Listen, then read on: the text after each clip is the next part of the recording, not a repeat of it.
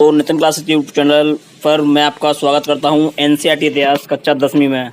तो दोस्तों ये मास्टर वीडियो है और मेरे पास बहुत दिनों से कमेंट में मैसेज आ रहे थे कि सर इम्पोर्टेंट क्वेश्चंस बता दीजिए बोर्ड के मतलब से।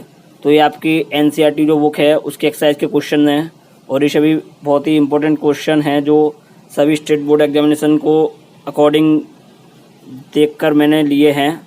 तो ये यूपी, एमपी और दिल्ली, बिहार, उत्तराखंड, हरियाणा, राजस्थान सभी बोर्डों के लिए इंपॉर्टेंट क्वेश्चन है जहाँ पर एनसीईआरटी पैटर्न लागू है। स्टार्ट करने से पहले आपसे कहना चाहूँगा यदि आपने अभी चैनल को सब्सक्राइब नहीं किया है तो आप सब्सक्राइब कर लीजिए। आपके नीचे सब्सक्राइब बटन है, इसे दबा लीजिए। चलिए चलते हैं क्वेश्चंस की तरफ। दोस्तों आप इस वीडियो को अंत तक देखें क्योंकि ये क्वेश्चंस आपके लिए बहुत इंपॉर्टेंट होने वाले हैं। ये बोर्ड के पर्पस से सभी इंपॉर्टेंट क्वेश्चन हैं, इसलिए मैं आपसे आग्रह करूंगा कि आप वीडियो को स्किप ना करें।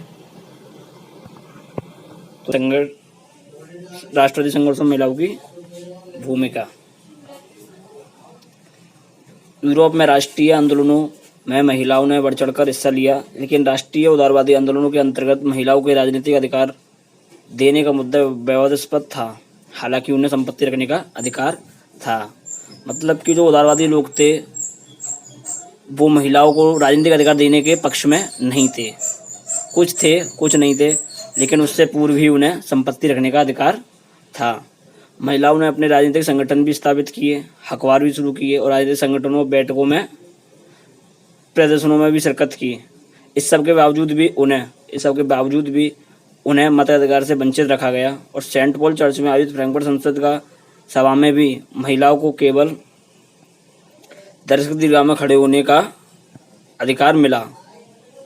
फ्रैंकफर्ट संसद जो हुई थी उसमें भी सिर्फ उन्हें दर्शक दीर्घा में खड़े होकर प्रेक्षकों के रूप में खड़े होने का ही अधिकार मिला। दोस्तों ये आपका शॉर्ट क्वेश्चन है, अगर 2 नंबर में आए तो आप भी 2 पॉइंट लिख सकते हैं और लॉन्ग में भी आ जाए तो आप ये सारे को 3 पॉइंट लिख सकते हैं। आपको पूरे नंबर मिलेंगे क्योंकि ये बहुत सिलेक्टेड चीज़ें लिखी हैं मैंने इसमें। और आपको बोर्ड में क्वेश्चन आंसर जो लिखने हैं वो पॉइंट 2 में ही लिखने हैं। अगर लॉन्ग क्वेश्चन है तो 4 पॉइंट और शॉर्ट क्वेश्चन है तो 3 पॉइंट या 2 पॉइंट का काम हो जाएगा। चलिए अगला क्वेश्चन देखते हैं। अगला क्वेश्चन ये आपके सामने है, फ्रैंकफर्ट संसद पर संक्षिप्त टिप्पणी। तो जर्मन राजनीतिक संगठनों ने फ्रैंकफर्ट शहर में एक जर्मन नेशनल असेंबली की बैठक बुलाने का फैसला किया। जिस तरीके से फ्रांस में जनरल असेंबली की बैठक बुलाई गई थी, इसी तरीके से जर्मन राजनीतिक संगठनों ने भी फ्रैंकफर्ट शहर में एक सर्व जर्मन नेशनल असेंबली की बैठक बुलाने का फैसला किया। 18 मई 1848 को 831 निर्वाचित प्रतिनिधियों ने एक सजे धजे जुलूस में जाकर फ्रैंकफर्ट संसद में अपना स्थान ग्रहण किया। मतलब जो निर्वाचित सदस्य थे वो रैली करते हुए अपने समर्थकों के साथ फ्रैंकफर्ट संसद में पहुंचे, जो कि सेंट पॉल चर्च में आयोजित की गई थी।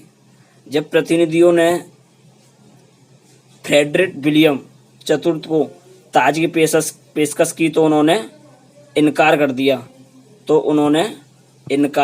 दिया, जिसके कारण कुलीनबर्ग और सेना का विरोध बढ़ गया क्योंकि राजा इनकार कर चुके थे उस ताज को पहनने से, क्योंकि उसमें नियम ये था कि हम एक राजा बनाएंगे और उसको संसद नियंत्रित करेगी। तो राजा ने तत्कालीन स्थितियों के देखते हुए राजा बनने से इनकार कर दिया। उसका प्रभाव ये हुआ कि जो पैसे वाले उच्च वर्ग के लोग थे, कुलीनबर्ग और सेना विरोध में आ गए आम लोगों के, और संसद का सामाजिक आधार कमजोर हो गया और असेंबली भंग हो गई। दोस्तों ये फ्रैंकफर्ट संसद पर संक्षिप्त टिप्पणी थी। ये 2 शॉर्ट क्वेश्चन जो बुक में आपके दिए हुए हैं वो मैंने कराए हैं। तो चलिए आगे चलते हैं।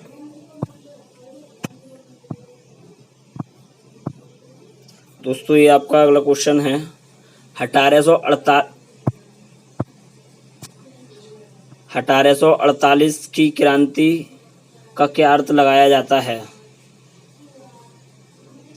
तो चलिए 1848 में अनेक यूरोपीय देश गरीबी और बेरोजगारी और भुखमरी से ग्रस्त थे। गरीब किसान, मजदूर, पढ़े लिखे मध्यवर्गीय लोग विद्रोह कर रहे थे। फलस्वरूप फरवरी 1848 की घटनाओं से राजा को गद्दी छोड़नी पड़ी। यूरोप के वे भाग जहाँ अभी राष्ट्र राज्य अस्तित्व में नहीं आए थे, जैसे जर्मनी, इटली, हंगरी और ऑस्ट्रिया, वहाँ के उदारवादी मध्यवर्ग भी संविधान द्वारा राष्ट्रीयकरण की मांग करने लगे। मतलब कि 1848 की क्रांति में हुआ कि फ्रांस की देखा जो राज्य अस्तित्व में नहीं आए थे, वहाँ पर भी लोग लोकतांत्रिक राज्य की मांग करने लगे। ये राष्ट्र राज्य, इनका मुद्दा था कि संविधान और प्रेस की स्वतंत्रता और राजनीतिक संगठन बनाने की आज़ादी इन्हें दी जाए और ये व्यवस्था संसदीय कार्यप्रणाली पर आधारित हो। उदारवादी आंदोलनों के अंतर्गत महिलाओं को राजनीतिक अधिकार देने का मुद्दा विवादास्पद था, जबकि उन्होंने संपत्ति का रखने का अधिकार था। 1688 के बाद रूढ़िवादी राजशाहियों ने उन अनेकों परिवर्तन करे जो पश्चिमी यूरोप में 1815 से पूर्व हो चुके थे। मतलब फ्रांस में और ब्रिटेन जैसे राष्ट्रों में हो चुके थे पहले ही। वियना संधि से पहले नेपोलियन ने फ्रांस में किए थे और ब्रिटेन में 1688 की क्रांति के बाद हुए थे। रूस में भूदासत्व और बंधुआ मजदूरी समाप्त कर दी गई। हंगरी के लोगों को भी पहले से ज़्यादा स्वायत्तता प्रदान की गई। तो चलिए चलते हैं अगले क्वेश्चन की तरफ। तो अगला क्वेश्चन है आपका, काउंट कैमिलो दे काबूर पर एक संक्षिप्त टिप्पणी लिखनी है। ये बुक का क्वेश्चन है, इम्पोर्टेंट क्वेश्चन है ये। तो चलिए चलते हैं। Count Camillo de Cavour Italy के राजा इमैनुएल द्वितीय का प्रमुख मंत्री था तथा इटली के एकीकरण आंदोलन का प्रमुख नेता और मूल लिबरल पार्टी का संस्थापक भी था। इटली के एकीकरण के बाद वह इटली का पहला प्रधानमंत्री बना, परंतु कुछ महीनों बाद ही उसकी मृत्यु हो गई। काबूर भी इतालवी अभिजात वर्ग के तमाम अमीर व शिक्षित सदस्यों की तरह इतालवी भाषा से कहीं ज़्यादा फ्रेंच बोलता था। फ्रांस से सार्डिया पीडमोंट की कूटनीतिक संधि, जिसके कारण सार्डिया पीडमोंट 1859 में ऑस्ट्रिया बलों को हरा पाने में सफल हुआ। इस संधि का श्रेय काबूर को ही जाता है, जिससे ये प्रतीत होता है कि वह बहुत ही अच्छा कूटनीतिज्ञ था। चलिए दोस्तों चलते हैं अगले क्वेश्चन की तरफ। तो अगला क्वेश्चन है आपका, ब्रिटेन में राष्ट्रवाद का इतिहास शेष यूरोप की तुलना में किस प्रकार भिन्न था। तो ये समझने की कोशिश करते हैं। तो यूरोप के अन्य राष्ट्रों की तरह ब्रिटेन में राष्ट्र का निर्माण अचानक हुई कोई उथल पुथल या क्रांति का परिणाम नहीं था। ये एक लंबे चलने वाली प्रक्रिया थी। मतलब कि इसका मतलब दोस्तों ये है कि जिस तरीके से फ्रांस में क्रांति हुई और जन साधारण के हाथों में सत्ता आ गई, ब्रिटेन में ऐसा नहीं था। ब्रिटेन में ये चला आ रहा था बैकग्राउंड में, बहुत पहले से अंग्रेज इसकी रणनीति बना रहे थे, क्योंकि वहाँ 4 जातियाँ थीं उस द्वीप में। ब्रितानी द्वीप समूह में 18वीं सदी से पूर्व विभिन्न प्रकार के जातीय समूह निवास करते थे, जिनकी अपनी अपनी सांस्कृतिक और राजनीतिक परंपराएं थीं। जैसे अंग्रेज, वेल्स, स्कॉट या आयरिश। 1688 में आंग्ल संसद ने राजतंत्र से सत्ता छीन ली। 1688 में रक्तहीन क्रांति हुई और आंग्ल संसद ने राजतंत्र से सत्ता छीन ली और एक ऐसे राष्ट्र राज्य का निर्माण किया जिसके केंद्र में इंग्लैंड था। इंग्लैंड को ध्यान केंद्रित रखते हुए एक ऐसे राष्ट्र राज्य का निर्माण किया गया जिस पर इंग्लैंड की सत्ता काबू हो गई पूरे ब्रितानिया द्वीप समूह पर। 1707 में इंग्लैंड और स्कॉटलैंड के मध्य एक्ट ऑफ यूनियन के फलस्वरूप United kingdom of great Britain का गठन हुआ। जिसे हम यूके भी बोलते हैं, जिसके फलस्वरूप इंग्लैंड ने स्कॉटलैंड पर अपना प्रभुत्व जमाया और आयरलैंड का भी कुछ ऐसा ही हाल हुआ। अंग्रेजों ने 1801 में आयरलैंड को बलपूर्वक यूनाइटेड किंगडम में शामिल कर लिया और ब्रितानी राष्ट्र का निर्माण किया गया। इस तरीके से जो वर्तमान में हमारे सामने ब्रिटेन है वो निकलकर सामने आया। तो चलिए दोस्तों चलते हैं अगले क्वेश्चन की तरफ।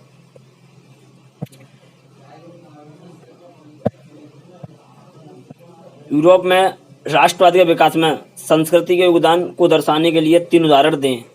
तो दोस्तों ये क्वेश्चन का आंसर आप ध्यान से देखें। राष्ट्र के निर्माण में संस्कृति ने भी अहम भूमिका निभाई, जैसे काव्य, कला, कहानियों और किस्सों और संगीत ने राष्ट्रवादी भावनाओं का प्रचार प्रसार करने में सहयोग दिया।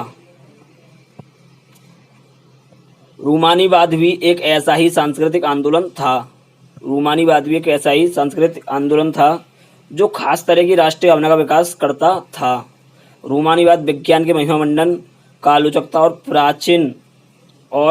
प्राचीन रहस्यवादी भावनाओं का समर्थक था। भाषा ने भी राष्ट्रीय भावनाओं के विकास में महत्वपूर्ण भूमिका निभाई। राष्ट्रवादी विरोध के लिए भाषा को एक हथियार बनाया गया। रूसी कब्जे के बाद स्कूलों से पोलिश भाषा को बलपूर्वक हटाकर हर जगह जबरन लादा गया।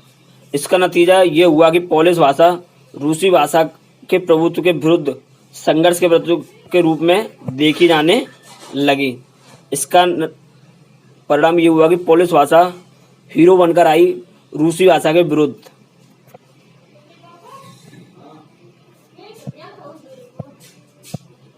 चलिए चलते हैं अगले क्वेश्चन की तरफ। बाल्कन प्रदेशों में राष्ट्रवादी तनाव क्यों पनपा? तो इसे हम समझने की कोशिश करेंगे। 19वीं सदी के अंत आते आते राष्ट्रवाद का वह आदर्शवादी और उदारवादी जनतांत्रिक स्वभाव नहीं रहा जो सदी के शुरुआती वर्षों में था। आप समझ रहे होंगे मैं क्या कहना चाह रहा हूँ। 19वीं सदी के अंत में आते आते राष्ट्रवाद का उदारवादी जनतांत्रिक स्वभाव नहीं रहा जो सदी की शुरुआत के वर्षों में था।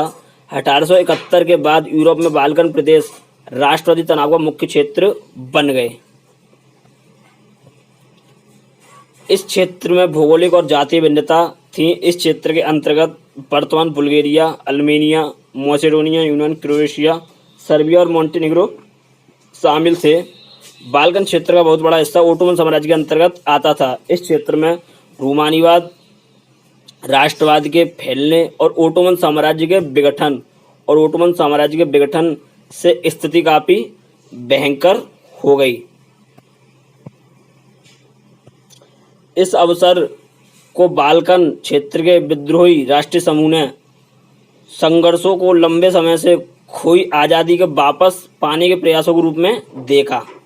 इस चीज़ का वहाँ के जो स्थानीय विद्रोही थे उन्होंने इस चीज़ का फ़ायदा उठाया और उन्होंने इसे एक मौके के रूप में प्रयोग किया। जैसे जैसे विभिन्न राष्ट्रीय समूह ने अपनी पहचान और स्वतंत्रता की परिभाषा तय करने की कोशिश की, जिसके कारण बाल्कन क्षेत्र में गहरे टकराव का क्षेत्र बन गया। बाल्कन क्षेत्र में तनी बढ़ गई और वहाँ बहुत भयंकर स्थिति पैदा हो गई। इस समय यूरोपीय शक्तियों के बीच व्यापार और उपनिवेशों के साथ साथ नौसैनिक सैन्य ताकत के लिए गहरी प्रतिस्पर्धा होने लगी। इससे इस इलाके में कई युद्ध हुए और अंततः प्रथम विश्व युद्ध हुआ। चलिए दोस्तों चलते हैं अगले क्वेश्चन की तरफ। अगला क्वेश्चन है, अपने शासन वाले क्षेत्रों में शासन व्यवस्था को कुशल बनाने के लिए क्या बदलाव किए? नेपोलियन ने क्या बदलाव किए? तो देखते हैं। 1790 के दशक में नेपोलियन के नेतृत्व में फ्रांसीसी सेनाएं राष्ट्रवाद के विचार को विदेशों में ले जाने लगी, क्योंकि फ्रांसीसी क्रांतिकारियों ने एक संकल्प किया था कि हम अपने ही देश में नहीं पूरे यूरोप में इस भावना को फैलाएंगे। तो ऐसा ही हुआ नेपोलियन के नेतृत्व में। नेपोलियन के नेतृत्व में जो भी विशाल क्षेत्र आया वहाँ उसने ऐसे अनेक सुधारों की शुरुआत की जिन्हें फ्रांस में पहले ही आरंभ किया जा चुका था।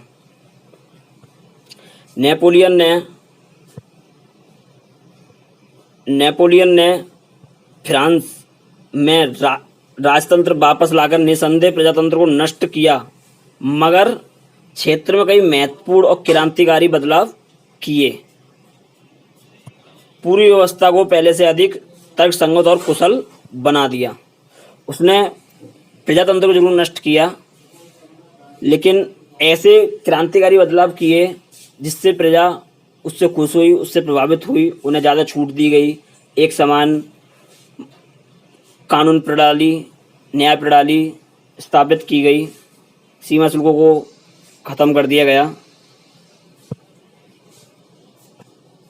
1804 की नागरिक संहिता, जिसे नेपोलियन संहिता भी कहते हैं, जिसके द्वारा नेपोलियन ने जन्म पर आधारित विशेषाधिकार समाप्त कर दिए। नेपोलियन ने अपने अधीन के सभी क्षेत्रों में इसे लागू किया। नेपोलियन ने प्रशासनिक व्यवस्था को सरल बनाते हुए सामंती व्यवस्था को खत्म किया, सामंती व्यवस्था खत्म कर दी। भूदासत्व और जागीरदारी से किसानों को मुक्त कर दिया। शहरों में भी कारीगरों पर से नियंत्रण हटा दिया गया। यातायात और संचार को सुधारा गया। एक समान कानून, मानक, भार तथा पैमाने लागू किए गए। एक राष्ट्र मुद्रा के प्रयोग से एक इलाके से दूसरे इलाके में व्यापार को सुगम बनाया गया।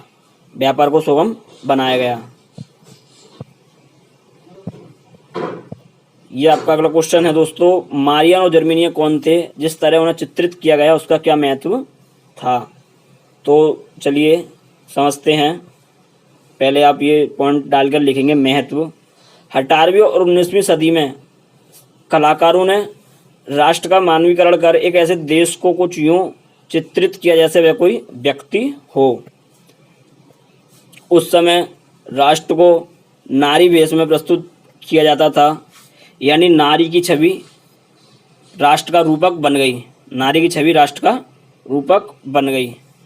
इसी प्रकार फ्रांसीसी क्रांति के दौरान नारी रूपकों का आविष्कार कलाकारों ने 19वीं सदी में किया। फ्रांस में उसे प्रिय ईसाई नाम मारियान दिया गया। मारियान की प्रतिमा सार्वजनिक चौराहों पर लगा दी गई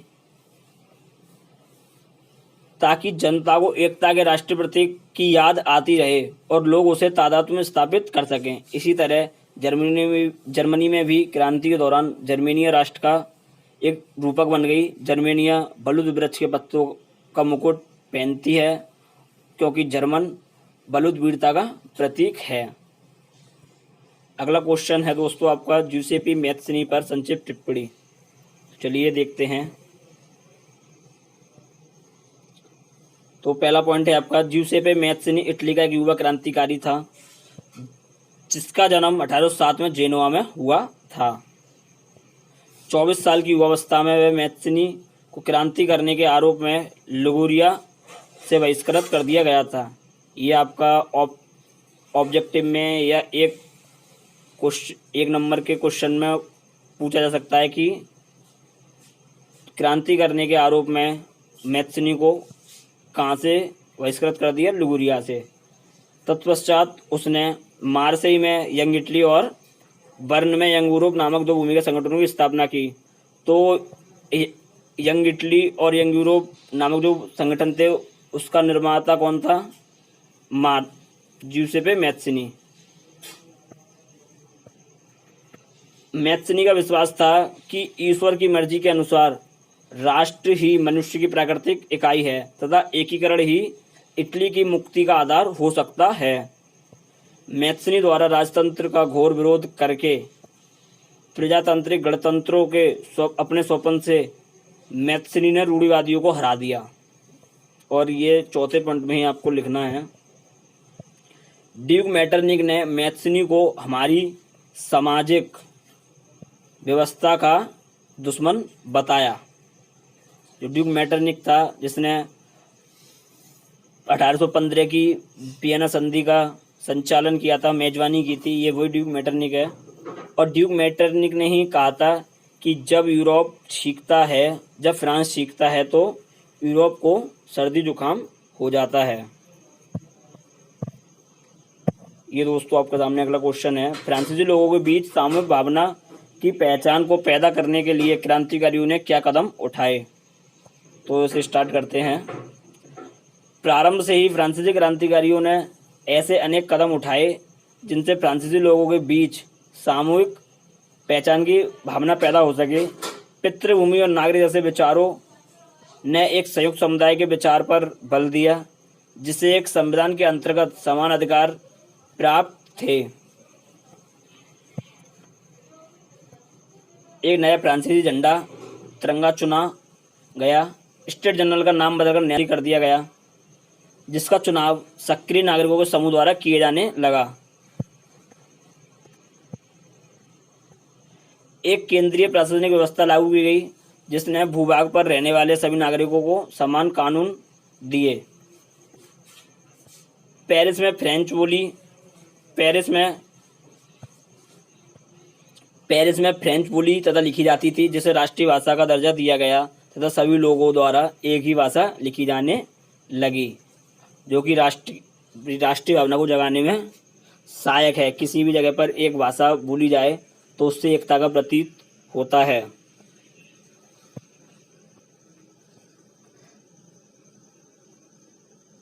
एक ये क्वेश्चन है आपका, ये इम्पोर्टेंट क्वेश्चन है। बिस्मार्क ने ऑस्ट्रिया को कैसे हराया? ये आप देख सकते हैं, बिस्मार्क ने ऑस्ट्रिया को कैसे हराया। ये बुक का क्वेश्चन नहीं है, पर यह क्वेश्चन आ सकता है बोर्ड में। तो बिस्मार्क एक महान कूटनीतिज्ञ था। उसने ऑस्ट्रिया की सहायता से 1864 में डेनमार्क को हराकर जीते हुए क्षेत्र में से होल्स्टाइन और ऑस्ट्रिया को दे दिया और बाद में वहाँ की जनता में विद्रोह की आग लगाकर ऑस्ट्रिया को युद्ध के लिए मजबूर कर दिया।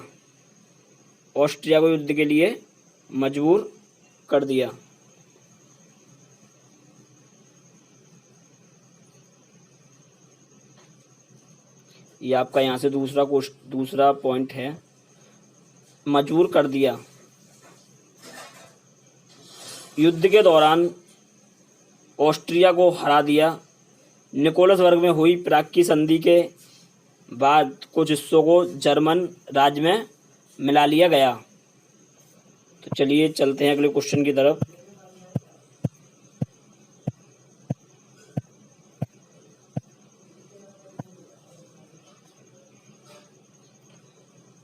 तो दोस्तों ये आपके सारे क्वेश्चन